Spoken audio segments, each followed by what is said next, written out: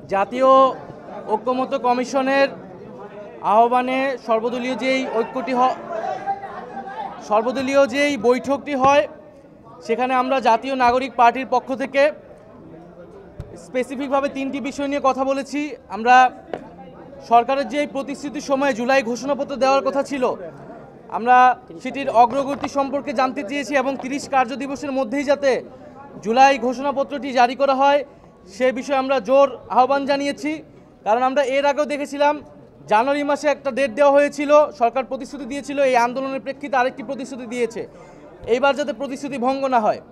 দ্বিতীয়ত আমরা বলেছি যে এই জুলাই মাস আসতেছে, 1 বছর পূর্তি হবে আমাদের গণ অভ্যুত্থানের।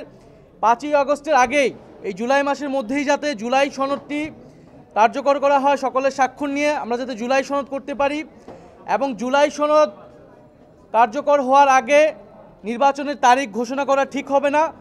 জুলাই সনদ ঘোষণার আগেই যদি নির্বাচনের তারিখ ঘোষিত হয় তাহলে সংস্কার প্রক্রিয়া ব্যাহত হতে পারে। তাই আমরা আহ্বান জানিয়েছি যে 16 বছর আমরা অপেক্ষা করেছি, 10 মাস অপেক্ষা করেছি, আমরা আরও 2 মাস অপেক্ষা করতে চাই এবং সরকারকে সময় দিতে চাই। সকল রাজনৈতিক দল মিলে এই 2 মাসের মধ্যে আমাদের যে জুলাই সনদ, যেখানে জনগণ তার ভবিষ্যৎ বাংলাদেশের রূপরেখা, শাসন ব্যবস্থা পরিবর্তনের মৌলিক সংস্কারের রূপরেখা দেখতে পারবে, সেই জুলাই সনদ হওয়ার পরে একই সাথে আমরা তখন নির্বাচনের তারিখটি যাতে সরকার ঘোষণা করে আমরা সেই দাবি জানিয়েছি। এবং জুলাই সনদ হওয়ার পরে আমরা আমাদের দলীয় মন্তব্য জানাবো যে কোন সময়ে নির্বাচন আমরা চাচ্ছি। আর সর্বশেষ আমরা নির্বাচন কমিশনের কথা বলেছি, যেটা আমরা এর আগেও বলেছি যে আমাদের একটি সুষ্ঠু নির্বাচনের জন্য আমাদের সবচেয়ে গুরুত্বপূর্ণ বিষয় হচ্ছে নির্বাচনী ব্যবস্থার সংস্কার। নির্বাচন নিয়ে যত সংখ্যক আইন, নির্বাচন কমিশন সংক্রান্ত যে আইন, সেই আইনগুলো সংস্কার করে এই নির্বাচন কমিশন পুনর্গঠন করা। এবং নির্বাচন কমিশন এখন যে প্রক্রিয়া চলছে সেখানে আমরা আস্থা রাখতে পারছি না, নিরপেক্ষতা প্রশ্নবিদ্ধ হচ্ছে। এটি যাতে সরকার বিবেচনায় নেয় এবং একটি উচ্চ আদালত থেকেও আমরা দেখেছি নির্বাচন কমিশন নিয়ে প্রশ্ন তৈরি হয়েছে। তো সার্বিক বিবেচনায় নির্বাচন কমিশন যাতে পুনর্গঠন করা হয়, আমরা এই 3টি বিষয়ে মূলত আলোচনা করেছি। ধন্যবাদ।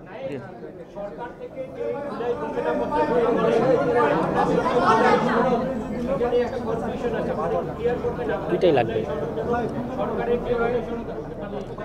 জুলাই ঘোষণাপত্র হচ্ছে এই জুলাই গণ অভ্যুত্থানের যে ইতিহাস, কোন প্রেক্ষাপটে জুলাই গণ অভ্যুত্থান সংঘটিত হয়েছিল, জুলাই গণ অভ্যুত্থানের অঙ্গীকারনামা এবং আকাঙ্ক্ষা, সেটার একটা ঐক্যমতের দলিল, যেটা মূলত ইতিহাস বিকৃতি ঠেকাবে এবং এই জুলাই গণ অভ্যুত্থান এবং শহীদ আহতদের একটা সাংবিধানিক স্বীকৃতি দিবে। কারণ এই ঘোষণাপত্রই পরবর্তী সংবিধানে কিন্তু সংযুক্ত হবে।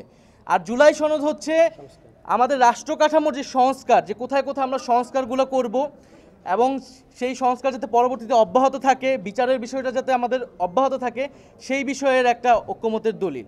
ধন্যবাদ। জি, আমরা জুলাই সনদ হওয়ার পরে এই বিষয়ে কথা